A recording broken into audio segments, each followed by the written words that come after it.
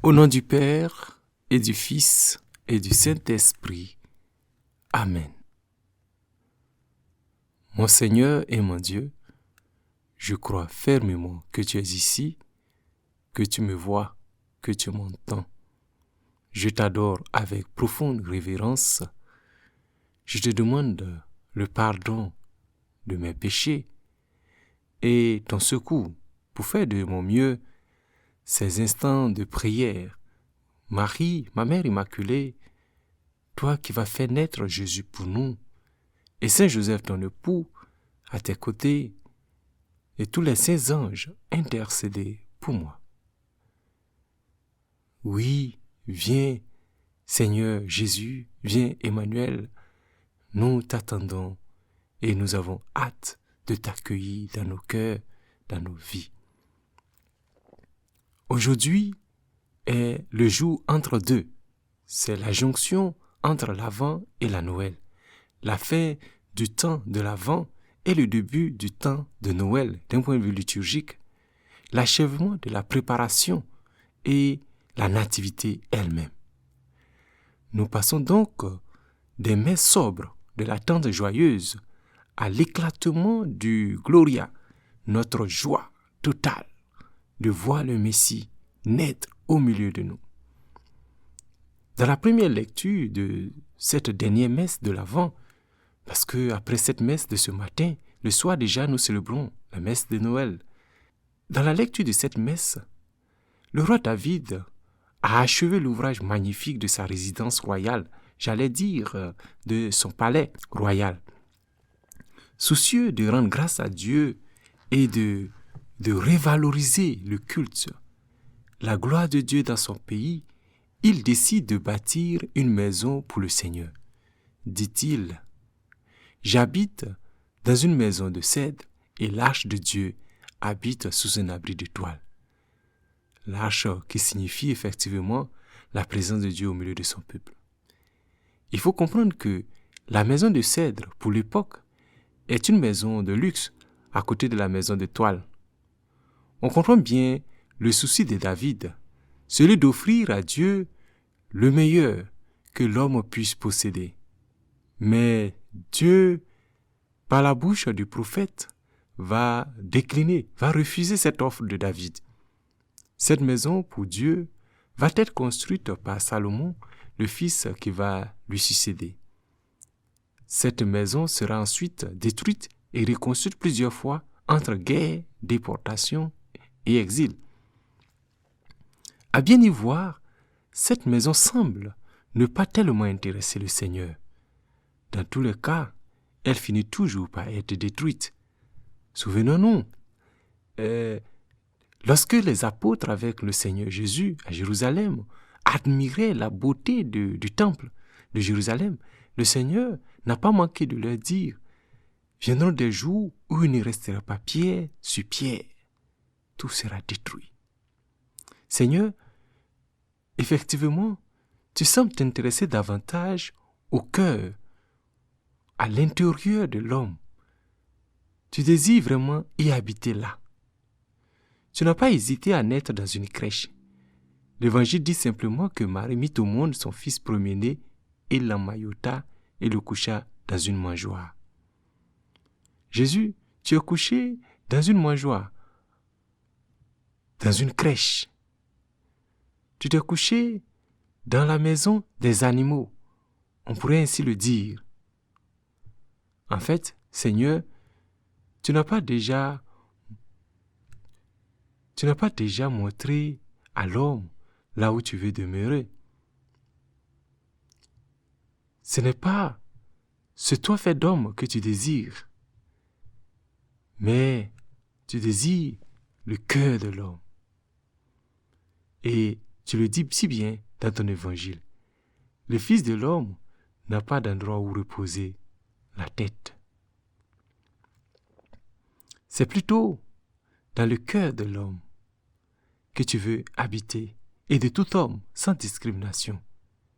Avec toi qui es sans abri, toi qui dors sous le pont, toi qui as juste une baraque, avec toi aussi Dieu veut habiter, il veut demeurer. Tu veux aussi, Seigneur, habiter avec celui qui est dans ce beau quartier, avec ses voies bien bitumées, ses résidences bien construites, bien peintes, et ses décorations qui y vont avec.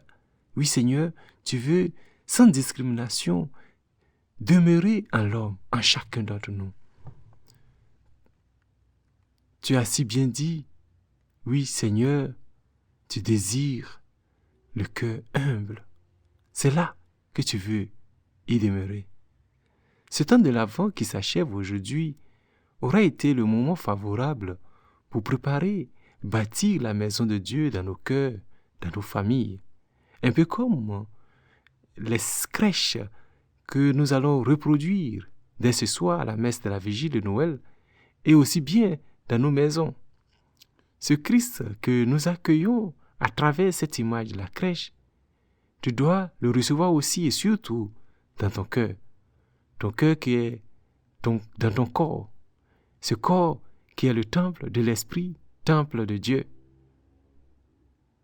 Achevons donc la crèche dans ces quelques heures qui restent avant la nativité.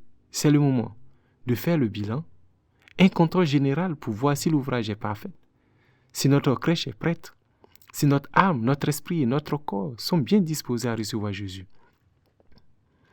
Et l'une des dispositions de dernière minute qui serait très efficace serait de ne pas manquer la confession de Noël. Tu sais, la crèche fut une idée de François d'Assise. Il a organisé pour la première fois la crèche en 1223 à Greccio, en Italie, dans le but de rendre vivant le mystère de la nativité de Jésus. Pour le faire, il s'est servi des hommes et des animaux. L'idée de François, je la trouve vraiment originale. Et le fait de prendre des hommes me semble encore beaucoup plus expressif et livre le message que toi et moi, nous devons être les témoins, mieux les figures réelles et authentiques du mystère de la naissance du Christ dans le monde. Et cela commence par un cœur bien préparé. Seigneur, j'ai envie de te demander comment tu aimerais que je puisse construire ta maison. Comment tu aimerais que je puisse préparer les lieux pour t'accueillir ce soir, n'est-ce pas? Peut-être dans ce dernier effort, comme une dernière poussette pour atteindre l'objectif. Il me vient à l'esprit cette belle image des enfants qui, après une journée de balade ensemble, avant de se séparer, ils se tapent en disant le coup de revoir et ils courent, ils se séparent.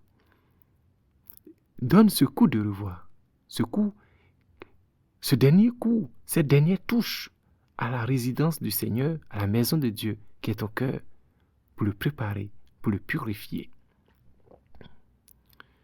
Je voudrais te rappeler ce que le pape François nous demandait à propos de la crèche dans son message Urbi et Orbi de 2023. Je te le laisse en lien dans l'application 10 minutes. Tu pourras relire entièrement ce beau texte. De la crèche, dit-il, l'enfant nous demande d'être la voix de ceux qui n'ont pas de voix, voix des innocents, morts par manque d'eau, de pain, voix de ceux qui ne parviennent pas à trouver un travail ou l'ont perdu, voix de ceux qui sont obligés de fuir leur patrie à la recherche d'un avenir meilleur, risquant leur vie dans des voyages exténuants et à la merci de trafiquants sans scrupules. Tu peux rallonger la liste du pape avec des situations diverses que tu rencontres chaque jour et qui t'appellent à intervenir pour apporter ton aide. Et le faire, Seigneur, ce serait la maison de paix et de bonheur durable que tu veux que je te construise. J'implore donc l'abondance de ton immense largesse afin que tu daignes guérir mon infimité, laver mes souillures, illuminer ma cécité, enrichir ma pauvreté, vêtir ma nudité, afin que je te reçoive dans mon cœur, dans ma vie, dans ma famille. Toi, l'Emmanuel, l'enfant Dieu, fils de David, Roi des rois et Seigneur des seigneurs, Père des anges, avec toute la pureté et la foi, avec un propos et une intention qui conviennent au salut de mon âme. Merci Seigneur. Et je voudrais achever ici cette prière de saint Thomas d'Aquin qui prépare à la célébration eucharistique. Seigneur, je m'offre entièrement à toi.